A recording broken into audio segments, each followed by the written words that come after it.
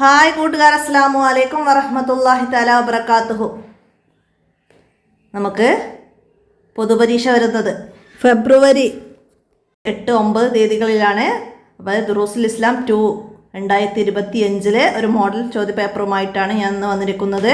നമുക്ക് ചോദ്യത്തിലേക്ക് കടക്കാം. ബിസ്മില്ലാഹിർ റഹ്മാനിർ റഹീം. നമ്മൾ മുൻ വർഷത്തെ മോഡൽ ചോദ്യങ്ങളോ മുൻ വർഷത്തെ പൊതുപരീക്ഷ ചോദ്യപേപ്പറുകളൊക്കെ അപ്ലോഡ് ചെയ്തിട്ടുണ്ട്. അതൊക്കെ ലഭിക്കാൻ ഒന്ന് കമൻറ്റ് ചെയ്താൽ മതി. അതിൻ്റെ പ്ലേലിസ്റ്റ് അയച്ചു തരാം. 82 89 89 29 85 ഈ മൊബൈൽ നമ്പറിലൊന്ന് മെസ്സേജ് ചെയ്യുക. റിവിഷൻ ക്ലാസ്സുകളൊക്കെ അതിൽ അപ്ലോഡാണ്. എല്ലാവർക്കും ഉപകാരപ്പെടുത്താം. നമുക്ക് ഇന്നത്തെ ചോദ്യത്തിലേക്ക് കടക്കാം. ശരി ഉത്തരത്തിൻ്റെ കോളത്തിൽ ടിക്ക് ചെയ്യാനാണ്. എന്താണ്? ഇമാം ഷാഫി റളിയല്ലാഹു അൻഹു ഡേഷ് വയസ്സിൽ ഖുർആൻ മനഃപ്പാഠമാക്കി. എത്രാം വയസ്സിലാണ് ഖുർആൻ മനഃപ്പാഠമാക്കിയത്? 7-ാം വയസ്സിൽ. 7-ാം വയസ്സിൽ ഖുർആൻ മനഃപ്പാഠമാക്കി. 10-ാം വയസ്സിൽ ഇമാം മാലിക് റളിയല്ലാഹു അൻഹുവിൻ്റെ മുവത്ത എന്ന ഗ്രന്ഥം മനഃപ്പാഠമാക്കി. 13-ാം വയസ്സിൽ ഇമാം മാലിക് റളിയല്ലാഹു അൻഹുവിൻ്റെ ശിഷ്യത്വം സ്വീകരിച്ചു. 15-ാം വയസ്സിൽ ഫത്വ കൊടുക്കാനുള്ള അനുവാദം ലഭിച്ചു. അതൊക്കെ വയസ്സ് മനസ്സിലാക്കി പഠിക്കാം. അടുത്തത് മുവത്ത എന്ന കിതാബിൻ്റെ മുസന്നിഫ് രചയിതാവ്. മുവത്ത എന്ന കിതാബ് ആരുടെ ഇതാണ്? അതാണ് മുസന്നിഫ് എന്ന് പറയുന്നത്. ഇമാം മാലിക് റളിയല്ലാഹു അൻഹുവിൻ്റെതാണ്. നമുക്ക് ടിക്ക് ചെയ്യാം. ഇമാം മാലിക് റളിയല്ലാഹു അൻഹുവിൻ്റെത്. അടുത്തത് 2-ാം ഖലീഫ. ആരാണ് 2-ാം ഖലീഫ? ഉമർ റളിയല്ലാഹു അൻഹു. 2-ാം ഖലീഫ ഉമർ റളിയല്ലാഹു അൻഹുവിൻ്റെ ഭരണകാലത്ത് രാജ്യത്ത് ജറാദുകളുടെ എണ്ണം വളരെ കുറഞ്ഞു. നമ്മൾ പഠിച്ചിട്ടുണ്ട്. അപ്പോൾ അത് ടിക്ക് ചെയ്യാം. അടുത്തത് എന്താണ്? ഫലവൃക്ഷങ്ങൾ നട്ടുപിടിപ്പിക്കൽ എന്താണ്? സുന്നത്താണ്. ഫലവൃക്ഷങ്ങൾ നട്ടുപിടിപ്പിക്കൽ സുന്നത്താണ്. അടുത്തത് ഇമാം അഹ്മദ് ബിൻ ഹംബൽ ഹിജ്റ ഡാഷിൽ ജനിച്ചു.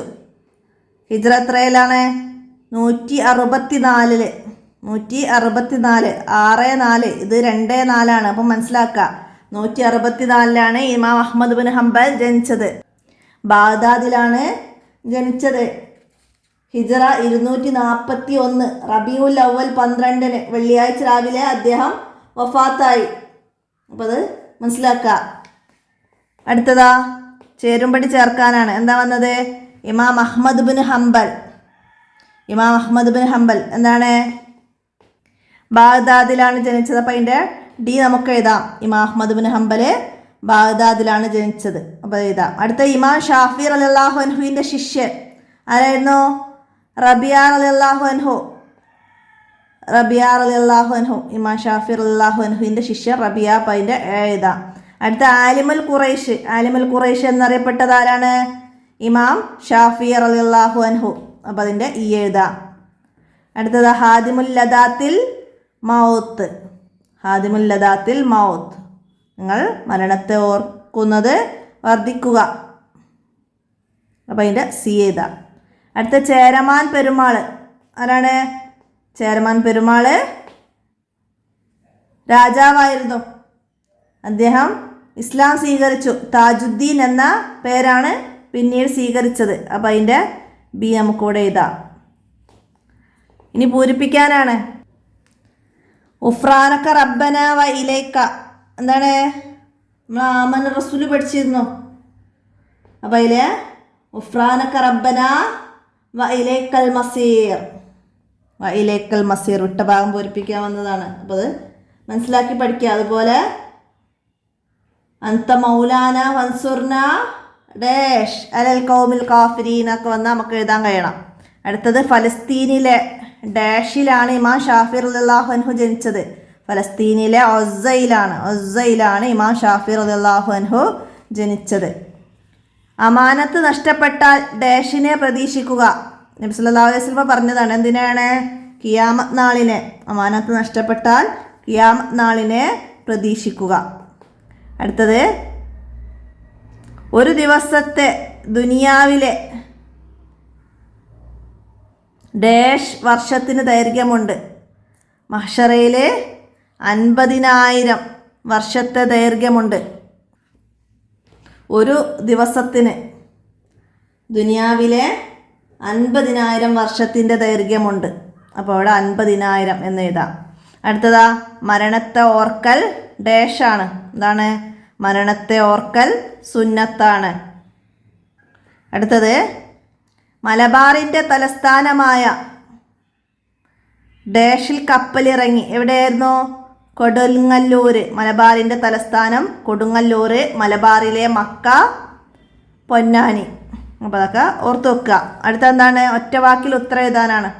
ഇമാം ഷാഫി റളിയല്ലാഹു അൻഹുവിൻ്റെ മക്ബറ സ്ഥിതി ചെയ്യുന്ന സ്ഥലം ഡാഷാണ്.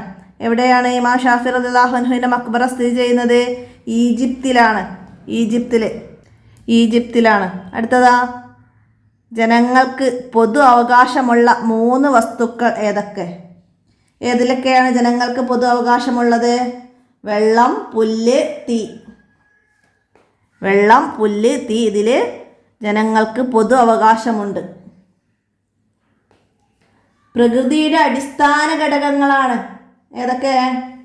പ്രകൃതിയുടെ അടിസ്ഥാന ഘടകങ്ങളാണ് മണ്ണും വെള്ളവും വായുവും. മണ്ണും വെള്ളവും വായുവും പ്രകൃതിയുടെ അടിസ്ഥാന ഘടകങ്ങളാണ്. അത് ഇതുപോലെ ചോദ്യം വരാൻ മനസ്സിലാക്കുക. അടുത്തത് പരിസ്ഥിതിയുടെ നാശത്തിനിടയാക്കുന്ന കാര്യങ്ങളിൽ പ്രധാനപ്പെട്ടതാണ് എന്താണ്? ധൂർത്ത്. പരിസ്ഥിതിയുടെ നാശത്തിനിടയാക്കുന്ന കാര്യങ്ങളിൽ പ്രധാനപ്പെട്ടതാണ് ധൂർത്ത്. എല്ലാവരും മനസ്സിലാക്കി വെക്കുക. അധിക പേരും മാലിന്യം നിക്ഷേപിക്കൽ എന്നൊക്കെ പറയും. അപ്പം അത് മനസ്സിലാക്കുക. പരിസ്ഥിതിയുടെ നാശത്തിനിടയാക്കുന്ന കാര്യങ്ങളിൽ പ്രധാനപ്പെട്ടത് ധൂർത്താണ്. അല്ലാഹു തആലയും റസൂലും വെറുക്കുന്ന സ്വഭാവമാണത്. ഏത്? ധൂർത്ത്. മിതവ്യയം സത്യവിശ്വാസിയുടെ ജീവിത രീതിയാണ് മിതവ്യയം. അല്ലാഹു തആലയും റസൂലും വെറുക്കുന്ന സ്വഭാവമാണ് ധൂർത്ത്. ധൂർത്തടിക്കുന്നവർ പിശാചുക്കളുടെ സഹോദരന്മാരാണ്. പിശാചാകട്ടെ രക്ഷിതാവിനോട് നന്ദികേട് കാട്ടിയവനാണ്. അപ്പോൾ നിങ്ങളെ 14ാമത്തെ പാഠത്തിൻ്റെ അവസാനം ഒരു പാരഗ്രാഫ് ഉണ്ട്. അത് മുഴുവനായിട്ട് പഠിക്കുക. ധൂർത്തിനെ കുറിച്ചിട്ട് 5 വരി കുറയാതെ എഴുതാൻ വന്നാൽ അത് മനസ്സിലാക്കി എഴുതണം. അടുത്ത എന്താണ്? ഇമാം അഹ്മദ് ബിൻ ഹംബൽ റളിയല്ലാഹു അൻഹുവിൻ്റെ പ്രധാന കൃതിയുടെ പേര്. ഇമാം അഹ്മദ് ബിൻ ഹംബൽ റളിയല്ലാഹു അൻഹുവിൻ്റെ പ്രധാന കൃതി മുസ്നദാണ്. 7 ലക്ഷം ഹദീസുകളിൽ നിന്ന് തിരഞ്ഞെടുത്ത ഹദീസുകളാണ് അതിലുള്ളത്. 7 ലക്ഷം ഹദീസുകളിൽ നിന്ന് തിരഞ്ഞെടുത്ത ഹദീസുകളാണ് ഇമാം അഹ്മദ് ബിൻ ഹംബലിൻ്റെ മുസ്നദിൽ ഉള്ളത്. അപ്പോൾ അത് മനസ്സിലാക്കുക. അടുത്ത എന്താണ്? മലബാറിലെ മക്ക എന്ന പേരിൽ അറിയപ്പെടുന്ന സ്ഥലം. മലബാറിലെ മക്ക എന്നറിയപ്പെടുന്നത് പൊന്നാനിയാണ്. പൊന്നാനി. അടുത്തത് ഖബർ ജീവിതത്തെക്കുറിച്ച് ഓർത്ത് എപ്പോഴും കരയാറുണ്ടായിരുന്ന ആരായിരുന്നു? ഉസ്മാൻ റളിയല്ലാഹു അൻഹു ഖബർ ജീവിതത്തെക്കുറിച്ച് ഓർത്ത് എപ്പോഴും കരയാറുണ്ടായിരുന്നു. അടുത്ത ഇനി ഒറ്റ വാചകത്തിൽ ഉത്തരം എഴുതാനാണ്. ഇമാം ഷാഫി റളിയല്ലാഹു അൻഹുവിൻ്റെ വഫാത്തിന് കാരണമായ സംഭവം എന്ത്? ഇമാം ഷാഫി റളിയല്ലാഹു അൻഹുവിൻ്റെ വഫാത്തിന് കാരണമായ സംഭവം എന്തായിരുന്നു? അസൂയാലുക്കളുടെ അടിയേറ്റ് അദ്ദേഹം രോഗബാധിതനാവുകയും ഹിജ്റ 204 റജബ് മാസം അവസാന വെള്ളിയാഴ്ച രാവിലെ വഫാത്താവുകയും ചെയ്തു. റജബിലാണ് ഇമാം ഷാഫി റളിയല്ലാഹു അൻഹു വഫാത്താവുന്നത്. റബീഉൽ അവ്വലിലാണ് ഇമാം അഹ്മദ് ബിൻ ഹംബൽ റളിയല്ലാഹു അൻഹു വഫാത്താവുന്നത്. അപ്പോൾ ഈ സെക്കൻഡ് പാർട്ടിൽ ഈ 2 ഇമാമുമാരെ കുറിച്ചാണ് പറയുന്നത്. അപ്പോൾ അത് നന്നായി മനസ്സിലാക്കി പഠിക്കുക. അടുത്തത് എന്താണ്? ഖിയാമത്ത് നാളിൻ്റെ ചെറിയ അടയാളങ്ങളിൽ നിന്ന് 4 എണ്ണം എഴുതുക. ചെറിയ അടയാളങ്ങൾ: കൊലപാതകം പരക്കുക, സ്ത്രീകളുടെ എണ്ണം വർദ്ധിക്കുക, സ്ത്രീകൾ പൊതുരംഗപ്രവേശനം അധികരിക്കുക, അചേതര വസ്തുക്കൾ സംസാരിക്കുക, അമാനത്ത് നഷ്ടപ്പെടുക. അങ്ങനെ കുറേ കാര്യങ്ങൾ പഠിച്ചിട്ടുണ്ട്. മതപരമായ അറിവ് കുറയുക, പലിശ ഇടപാട് കൂടുക, മദ്യപാനം വർദ്ധിക്കുക ഒക്കെ പഠിച്ചിട്ടുണ്ട്. അപ്പോൾ ഇന്ന് 4 എണ്ണം എഴുതാനാണ്. മനസ്സിലാക്കി പഠിക്കുക. അടുത്ത എന്താണ്? ഖിയാമത്ത് നാളിൻ്റെ വലിയ അടയാളങ്ങളിൽ നിന്ന് 4 എണ്ണം എഴുതുക എന്നാണ്. വലിയ അടയാളങ്ങൾ: ദജ്ജാൽ പുറപ്പെടുക, ഇമാം മഹദി വരിക, യജൂജ് പുറപ്പെടുക, കഅബ ഷരീഫ പൊളിക്കുക, ഹൃദയങ്ങളിൽ നിന്നും മുസഫുകളിൽ നിന്നും പരിശുദ്ധ ഖുർആൻ ഉയരുക ഒക്കെ വലിയ അടയാളങ്ങളാണ്. ഇന്ന് 4 എണ്ണം എഴുതാം. അടുത്ത ഇനി അർത്ഥം എഴുതാനാണ്. ഹുവല്ലദി ഹലക്കലക്കും മാഫിൽ അർലി ജമിയ. എന്താണ്? പരിസ്ഥിതിൻ്റെ ചാപ്റ്ററിൽ നിന്നാണ് വന്നത്. എന്താണ്? ഭൂമിയിലുള്ളവയെല്ലാം നിങ്ങൾക്കു വേണ്ടി സൃഷ്ടിച്ചത് അവനാണ്. ഭൂമിയിലുള്ളവയെല്ലാം നിങ്ങൾക്കു വേണ്ടി സൃഷ്ടിച്ചത് അവനാണ്.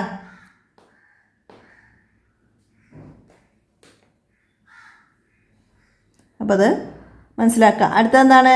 മഹ്ശറയിൽ ആരെല്ലാം ശുപാർശ ചെയ്യും? ആരെല്ലാമാണ് ശുപാർശ ചെയ്യുന്നത്? സല്ലല്ലാഹു അലൈഹി വസല്ലമയെ പോലെ അമ്പിയാക്കൾ, ഔലിയാക്കൾ, പണ്ഡിതന്മാർ, ശുഹദാക്കൾ, സ്വാലിഹീങ്ങൾ ഒക്കെ ഷഫാഅത്ത് ചെയ്യും. മനസ്സിലാക്കുക. അടുത്തെന്താണ്? ഖനാഅത്ത് എന്നാൽ എന്ത്? ഖനാഅത്ത് എന്ന് പറഞ്ഞാൽ ഉള്ളത് കൊണ്ട് തൃപ്തിപ്പെടലാണ് ഖനാഅത്ത്. ഉള്ളത് കൊണ്ട് തൃപ്തിപ്പെടലാണ് ഖനാഅത്ത് എന്നാൽ. മനസ്സിലാക്കുക. അടുത്തതെന്താ? മാതാ യഖൂലുല്ലാഹു തആല ലി ഷഹീദ്. അല്ലാഹു തആല ഷഹീദിനോട് എന്താണ് ചോദിച്ചത്? നമ്മൾ അവസാനത്തെ ഫമാ അമിൽത ഫീഹ എന്ന ചാപ്റ്റർ അറബി ചാപ്റ്റർ ആയിരുന്നു. അപ്പം മാതാ യഖൂലുല്ലാഹു തആല ലി ഷഹീദ്, ഷഹീദിനോട് അല്ലാഹു തആല എന്താ ചോദിച്ചത്? അപ്പം നമ്മളെ പാഠത്തിൻ്റെ പേര് ഫമാ അമിലത്ത ഫിഹ, നിങ്ങളെന്താണ് ചെയ്തത്? ഷഹീദിനോട് ചോദിക്കും നിങ്ങളെന്താണ് ചെയ്തത്. പിന്നെ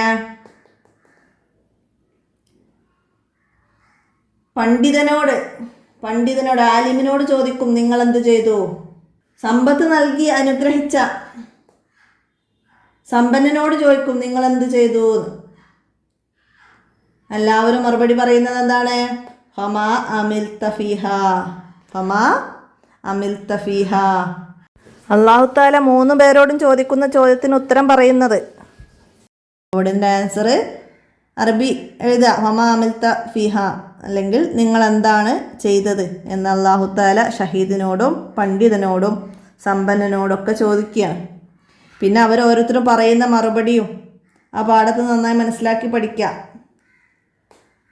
ഷഹീദ് പറയും ഞാൻ നിന്റെ മാർഗത്തിൽ യുദ്ധം ചെയ്തു. പണ്ഡിതൻ പറയും ഞാൻ ഇൽമു പഠിച്ചു, അത് മറ്റുള്ളവർക്ക് പഠിപ്പിച്ചു കൊടുത്തു എന്ന് പറയും. സമ്പന്നൻ പറഞ്ഞു ഞാൻ നിന്റെ മാർഗത്തിൽ സമ്പത്ത് ചെലവഴിച്ചു എന്ന് പറയും. അപ്പോൾ അതൊക്കെ മനസ്സിലാക്കി പഠിക്കുക. അടുത്തത് എന്താണ്? ഇന്ത്യയിൽ ആദ്യമായി ഉണ്ടായ 10 പള്ളികളിൽ 2 എഴുതാനാണ്. ആദ്യമായി നിർമ്മിച്ച 10 പള്ളികളുടെ പേര് പറഞ്ഞിരുന്നു. അതിൽ നിന്ന് 2 എഴുതാനാണ് ഇവിടെ വന്നത്. എല്ലാവരും നന്നായി മനസ്സിലാക്കി പഠിക്കുക. ഇതൊരു മോഡൽ ചോദ്യപേപ്പറാണ്. 10 പള്ളികൾ നിർമ്മിച്ച സ്ഥലങ്ങൾ നന്നായി പഠിക്കുക. എന്താണ്? കൊടുങ്ങല്ലൂർ, കൊല്ലം, ഏഴിമല, ശ്രീകണ്ഠപുരം, ധർമ്മപട്ടണം, പന്തലായനി, ചാലിയം, ബണ്ടകൽ, കാസർഗോഡ്, മംഗലാപുരം തുടങ്ങിയ സ്ഥലങ്ങളിലൊക്കെയാണ് മസ്ജിദുകൾ നിർമ്മിച്ചത്. ഇസ്ലാമിക പണ്ഡിതന്മാർ, ആദ്യകാല ഇസ്ലാമിക പണ്ഡിതന്മാരായിരുന്നു സൈനുദ്ദീൻ മഖ്ദൂമി കബീരി, സൈനുദ്ദീൻ മഖ്ദൂമി സ്വഈരി, ഉമർ ഖാളി. അവരുടെ രചനകൾ ഹിദായത്തുൽ അദ്കിയ, ഫത്വ മൊഈന്, നഫായിസ് ദുറർ, ഖസീദത്തു സ്വല്ല, അതൊക്കെ നന്നായി മനസ്സിലാക്കി പഠിക്കുക. യൂറോപ്യൻ അധിനിവേശത്തോടെ മുസ്ലിങ്ങളുടെ പുരോഗതിക്ക് തടസ്സം നേരിട്ടു. സമസ്ത കേരള ജമിയത്തുൽ ഉലമ ആദ്യകാല ഇസ്ലാമിക പ്രവർത്തനങ്ങൾക്ക് പങ്കുവഹിച്ചവരാണ്. അപ്പോൾ അതൊക്കെ മനസ്സിലാക്കി പഠിക്കുക അവസാന ചാപ്റ്ററിന്. അടുത്തെന്താണ്? വിശദീകരിക്കാനാണ്. ഇമാം അഹ്മദ് ബിൻ ഹംബൽ റളിയല്ലാഹു അൻഹു സഹിച്ച പീഡനങ്ങളെ കുറിച്ചിട്ടാണ് വിശദീകരിക്കാൻ വന്നത്. എന്തൊക്കെയാണ്? ഇമാം അഹ്മദ് ബിൻ ഹംബൽ ഹിജ്റ 164 ബഗ്ദാദിൽ ജനിച്ചു. 3-ാം വയസ്സിൽ പിതാവ് മരണപ്പെട്ടു. വളരെ ദാരിദ്ര്യം നിറഞ്ഞതായിരുന്നു അദ്ദേഹത്തിൻ്റെ ജീവിതം. കൂലിവേല ചെയ്തു കൃഷിക്കാർ ഉപേക്ഷിച്ച വിളകൾ ശേഖരിച്ചും അദ്ദേഹം വിശപ്പകറ്റി. ചെറുപ്പത്തിൽ തന്നെ അറിവ് തേടിയുള്ള യാത്രകൾ തുടർന്നിരുന്നു. ഇമാം ഷാഫി റളിയല്ലാഹു അൻഹുവിനെ പോലുള്ള ലോക പണ്ഡിതരിൽ നിന്ന് അറിവ് പഠിച്ചിട്ടുണ്ട്. 10 ലക്ഷം ഹദീസുകൾ മനഃപ്പാഠമാക്കിയവരാണ് ഇമാം അഹ്മദ് ബിൻ ഹംബൽ റളിയല്ലാഹു അൻഹു. മനസ്സിലാക്കുക. ഇമാമുമാർക്കിടയിൽ കൂടുതൽ കാലം പീഡനങ്ങളും ദീർഘകാലത്ത് ജയിൽവാസവും സഹിച്ച വ്യക്തിയാണ് ഇമാം അഹ്മദ് ബിൻ ഹംബൽ റളിയല്ലാഹു അൻഹു. കഠിനമായ പീഡനങ്ങൾ അദ്ദേഹത്തിൻ്റെ ശരീരത്തെ വല്ലാതെ ക്ഷയിപ്പിച്ചു. ഹിജ്റ 241 റബീഉൽ അവ്വൽ 12 വെള്ളിയാഴ്ച രാവിലെ അദ്ദേഹം വഫാത്തായി. ജനാസ നിസ്കാരത്തിൽ 8 ലക്ഷത്തിലധികം ആളുകൾ പങ്കെടുത്തിരുന്നു. അതൊക്കെ ചേർത്ത് ഇമാം അഹ്മദ് ബിൻ ഹംബലിൻ്റെ 5 വരിയിൽ കുറയാതെ നമുക്ക് അവിടെ പൂർത്തിയാക്കാം.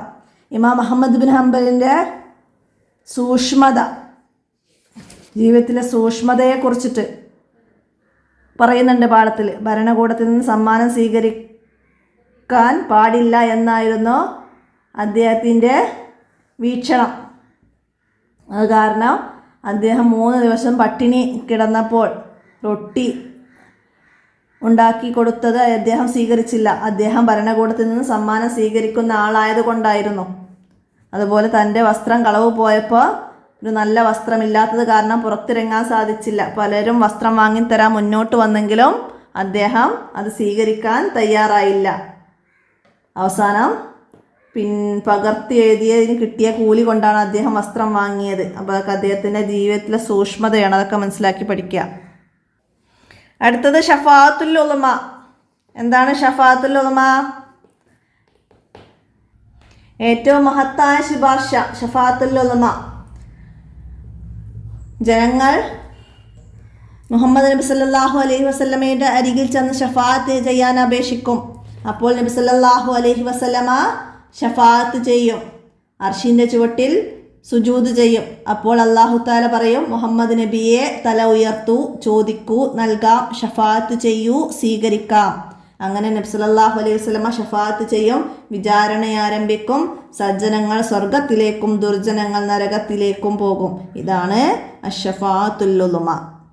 അപ്പം അത് മനസ്സിലാക്കി പഠിക്കുക. എഴുതാൻ വന്നാൽ നമുക്ക് എഴുതാൻ കഴിയണം. നമ്മൾ 17ാമത്തെ പാഠത്ത് പറയുന്നുണ്ട്. അപ്പം അത് മനസ്സിലാക്കുക. ജനങ്ങൾ ആരെയെല്ലാമാണ് ശുപാർശക്ക് സമീപിക്കുന്നത്? ആരെല്ലാമാണ്? അബുൽ ബഷർ ആദം അലൈഹിസ്സലാം, ഖലീലുർ റഹ്മാൻ ഇബ്രാഹിം നബി അലൈഹിസ്സലാം, കലീമുല്ലാഹി മൂസ അലൈഹിസ്സലാം, റൂഹുല്ലാഹി ഈസ അലൈഹിസ്സലാം, ഹബീബുല്ലാഹി മുഹമ്മദ് നബി സല്ലല്ലാഹു അലൈഹി വസല്ലമ. അപ്പോൾ നബി സല്ലല്ലാഹു അലൈഹി വസല്ലമയാണ് ഷഫാഅത്ത് ചെയ്യുന്നത്. മറ്റ് നബിമാരൊക്കെ പറയും ഞങ്ങൾ അതിനർഹനല്ല എന്ന് പറയും. അപ്പോൾ അവരെ നാമങ്ങൾ ചേർത്ത് പഠിക്കുക. മാച്ച് ചെയ്യാനൊക്കെ വരാം. അബുൽ ബഷർ എന്നറിയപ്പെടുന്നത് ആദം അലൈഹിസ്സലാം. അപ്പോൾ അതൊക്കെ നമ്മൾ മുമ്പ് ചോദ്യപേപ്പറിൽ പറഞ്ഞതാണ്. അപ്പോൾ ഇനിയും കൂടുതലായിട്ട് വിശദീകരിക്കുന്നില്ല. എല്ലാവരും നന്നായി മനസ്സിലാക്കി പഠിക്കുക. ഇത്രയാണ് ഈ ചോദ്യപേപ്പറിലുള്ളത്. എല്ലാവരും ഉപകാരപ്പെടുത്തുക. മറ്റു ചോദ്യപേപ്പറുകളൊക്കെ ഒന്ന് ചെക്ക് ചെയ്യാം. നമുക്ക് ചോദ്യങ്ങൾ വന്നത് എങ്ങനെയാണ് അതിന് ഉത്തരങ്ങൾ എഴുതേണ്ടത് എന്നൊക്കെ വീഡിയോയിലൂടെ മനസ്സിലാക്കാൻ കഴിയും. അപ്പോൾ എല്ലാവരും ഉപകാരപ്പെടുത്തുക. വീഡിയോ കൂട്ടുകാർക്കൊക്കെ ഷെയർ ചെയ്ത് കൊടുക്കുക. ഇന്നത്തെ വോയിസ് ഇവിടെ അവസാനിപ്പിക്കുകയാണ്. അസ്സലാമു അലൈക്കും വറഹ്മത്തുള്ളാഹി വബറകാതുഹു.